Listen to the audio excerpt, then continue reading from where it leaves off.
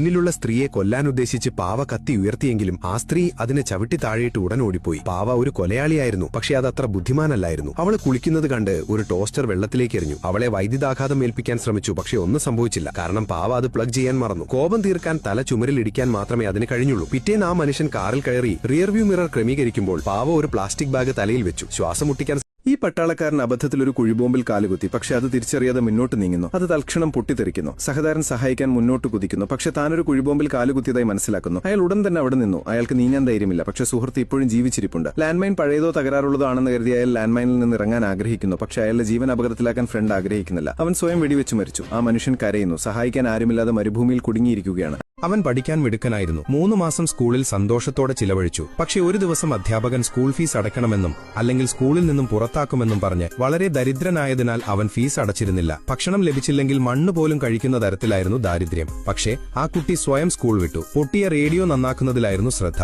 ഒരു ദിവസം പഴയ മാലിന്യത്തിൽ നിന്നൊരു ഫാൻ ഉണ്ടാക്കി റേഡിയോയുമായി വയർ ബന്ധിപ്പിച്ചു. പിന്നെ ഒരു ആൺകുട്ടി ആ മനുഷ്യൻ ആരും കാണാതെ പെൺകുട്ടിയെ എടുത്ത് കാറിലിരുത്തി നേരെ തന്റെ വീട്ടിലേക്ക് കൊണ്ടുവന്നു. പെൺകുട്ടി ഒന്നും കാണാതിരിക്കാൻ അവളുടെ തല മൂടി ഒരു രഹസ്യമുറിയിൽ പൂട്ടി. ആർക്കും പെട്ടെന്ന് കണ്ടുപിടിക്കാൻ സാധിക്കാത്ത രീതിയിലാണ് ഈ മുറി നിർമ്മിച്ചിരിക്കുന്നത്. പെൺകുട്ടിക്ക് ബോധം വന്നപ്പോൾ തന്നെ തട്ടിക്കൊണ്ടുപോയതാണെന്ന് അവൾക്ക് മനസ്സിലായി. അവൾ വാതിൽ തുറക്കാൻ ശ്രമിച്ചു, പക്ഷേ അത് പൂട്ടിയിരുന്നു. 2 മണിക്കൂറിന് ശേഷം ആ മനുഷ്യൻ ഒരു ബെഡ് കൊണ്ടുവന്ന് അവളോട് ഉറങ്ങാൻ ആവശ്യപ്പെട്ടു.